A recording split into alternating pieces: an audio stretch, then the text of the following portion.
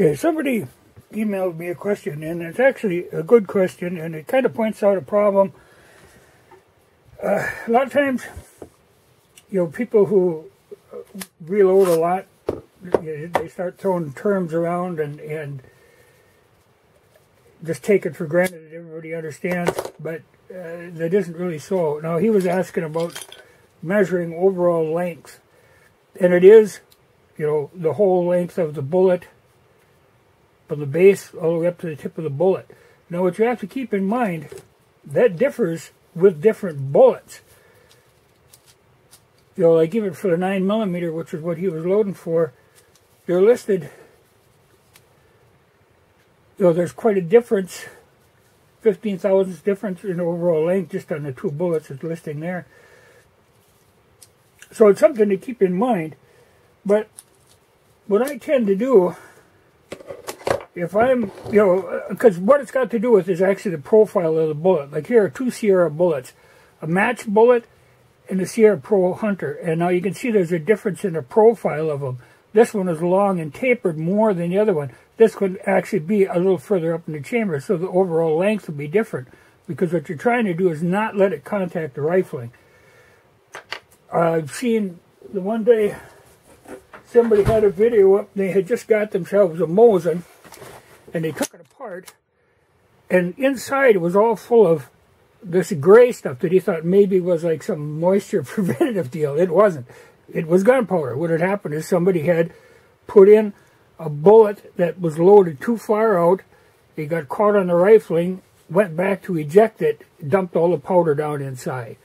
So you do have to make sure that you're using the right overall length for the bullet that you're using. And also, I mean, if anything, air under underside, don't go long. But what I do when I'm playing around, if I'm in any doubt, I've got a tube of this Prussian blue, also called machinist blue. And you can actually smear that around on the bullet, run the bullet in and pull it back out, and then find out if it's actually contacting up on the rifling. Because it can lead to disaster, because it leaves that bullet in there, dumps powder down in. It's something you really got to watch. So you kind of got to use judgment on that. Go by what the book says, and then, later if you're going to start experimenting, I would suggest using some machinist blue. It'll tell you something. But a caliper is really necessary to have if you're doing any amount of reloading.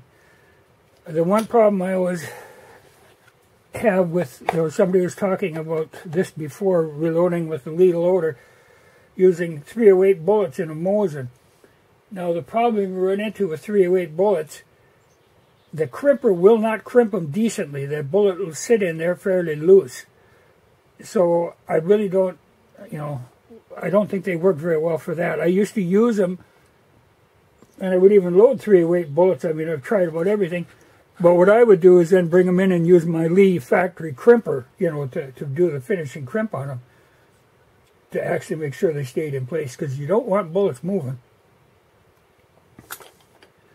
But you do run into a problem like these Sierra bullets. Sierra recommends you don't crimp them. That's why I do like the Hornady better. They've got a crimping groove. The Sierra don't have any. But it goes by the profile of the bullet as to what the overall length is. But it is the whole thing. And somebody else had made a comment asking about, it was in the last video, pistols. Now this is my Makarov.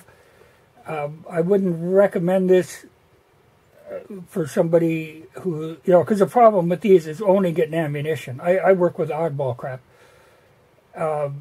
Ammunition can be kind of hard to find in this country. But this size of gun, they make a lot of 380s that are almost identical to this, because this is pretty much like a Walther. But this is a nice size gun. Big enough that you can get a good grip on it, but yet not so small. Like so many guns I see where they're small and only get a couple of fingers on, and those little pink guns is what I'm thinking of. And some of them are ridiculous, and you don't want to go any lower than 380. But 380 ain't bad. This is just a little more powerful than a 380. It's kind of halfway between a 380 and a 9mm. But that's actually one of the reasons I bought this, is because, you know, this Zastava, it shoots regular 9mm, so that's easy to find. But I would like to get one of these in a regular Tokarev round. But, you know, like I say, overall length, you know, whole length of the whole cartridge from one end to the other, because that's going to tell where that end is going to hit on the rifling, or not hit, preferably.